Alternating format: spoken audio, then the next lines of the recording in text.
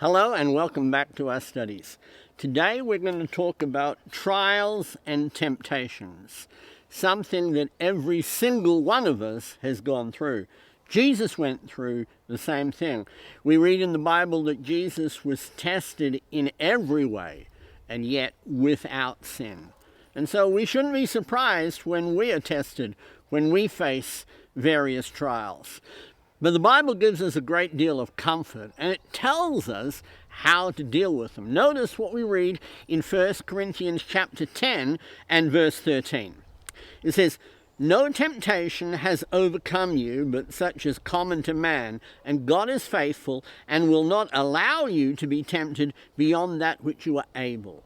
But with temptation will provide a way of escape also, so that you will be able to endure it."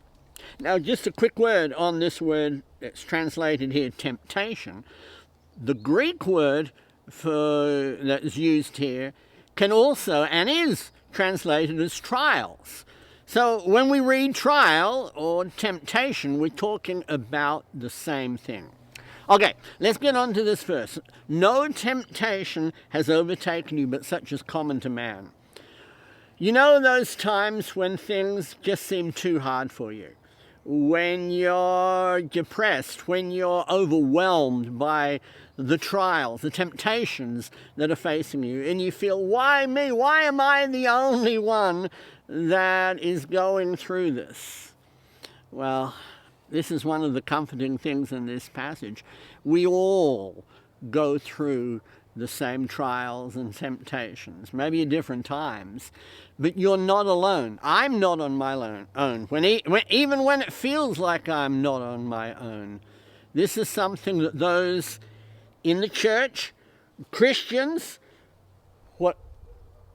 those who are lost go through. We all go through this. It's common to man. But notice, it goes on. "And God is faithful." Now we know God is faithful. We read throughout the Bible, whatever God says, whatever he promises, whatever he foretells will come to pass. We see that in countless different examples. And so we know that God is faithful. And it goes on, "and will not allow you to be tempted beyond that which you are able." You see, God knows us so well. He is not going to allow the devil to tempt us in such a way that there is no way that we can overcome it. God loves us so much, he sent his only begotten Son for us. He knows us so much that even the hairs of our head are numbered, and he will not allow us to be tempted beyond that which we are able. And notice, it says, "But with the temptation will provide a way of escape also, so that you will be able to endure it." Now, I want you to focus on that. This temptation, this trial will come, but we just got to wait. We're going to pray to God for strength in this time. There will be a way for you to escape it also. Now, in the church in Corinth, they were living in a terrible time, in a society filled with pagan worship. And here, in this method of escape for this temptation, many of these people, Christians in Corinth, came out of these idol temples. Notice what he says in the very next verse. "Therefore, my beloved, flee from idolatry." You know, sometimes that is just the best way of dealing with the temptation. Get out of that situation. It doesn't matter if you have to run away. Don't worry about being embarrassed. Just flee from that situation. Say no to that situation. Don't allow the devil to have control over you, but put your trust in God. Remember, God is faithful and will not allow you to be tempted beyond that which you are able. Now, in the book of James, James gives us a wonderful passage that explains the process of these temptations. And so we're looking in James chapter 1, and we're starting in verse 12. Blessed is a man who perseveres under trial, for once he has been approved, he will receive the crown of life, which the Lord has promised to those who love him. Let no one say when he is tempted, I am being tempted by God, for God cannot be tempted by evil, and he himself does not tempt anyone. We're going to pause there and notice a couple of things here. Notice in verse 12, it says that we are blessed if we persevere under trial.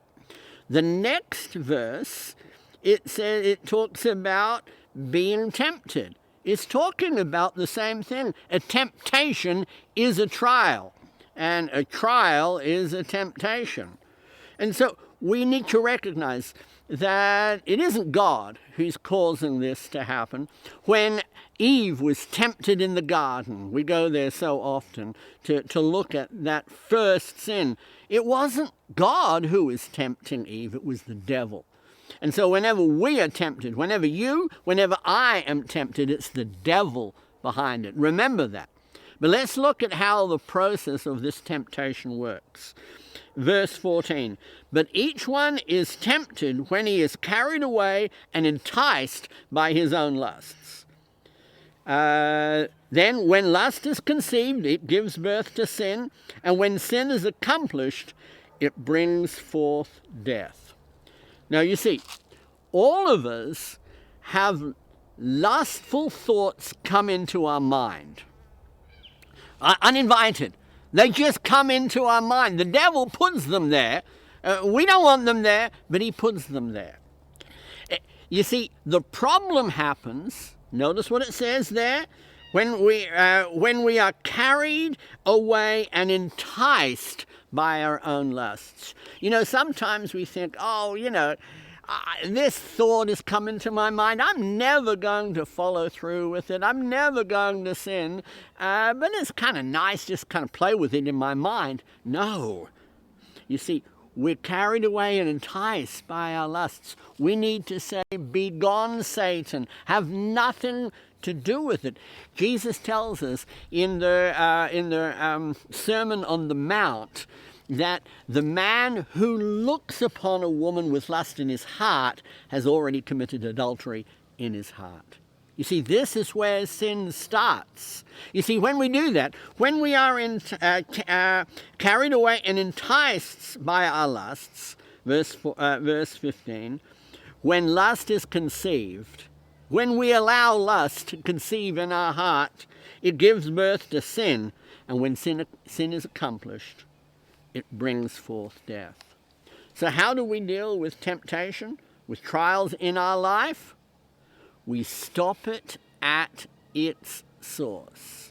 When a thought comes into our mind, have nothing to do with it. I like to use the words of Jesus in Matthew chapter 16. He said, "Get behind me, Satan." That's what we need to say. We need to recognize that the problem is with the devil. In James chapter 4, verse 7, it says, "Submit therefore to God, resist the devil, and he will flee from you." That's such a powerful verse. Two things we have to do. Submit to God. God is our creator. Submit to him and his word. Follow God. It's the first thing. Resist the devil. And that means just saying no to him. Resist him. And he will flee from you. You know, we've all heard people saying, "Oh, the devil made me do it." No, he didn't. He tempted you, but you were carried away and enticed by your own lust. It was you who caused the sin. The devil just tempted you. But if we submit to God and resist the devil, he'll flee from us. We can overcome temptation. Jesus was tempted in the wilderness by the devil 3 times. He overcame that temptation. We too can overcome temptation. If we submit to God, resist the devil, he'll flee from us. Well, that's the end of our video. Thank you so much. Join us next week. If you haven't subscribed, do that. Hit the like button, put a comment in the comment section. We'd love to hear from you. Thank you so much, and we look forward to seeing you next time. Bye-bye.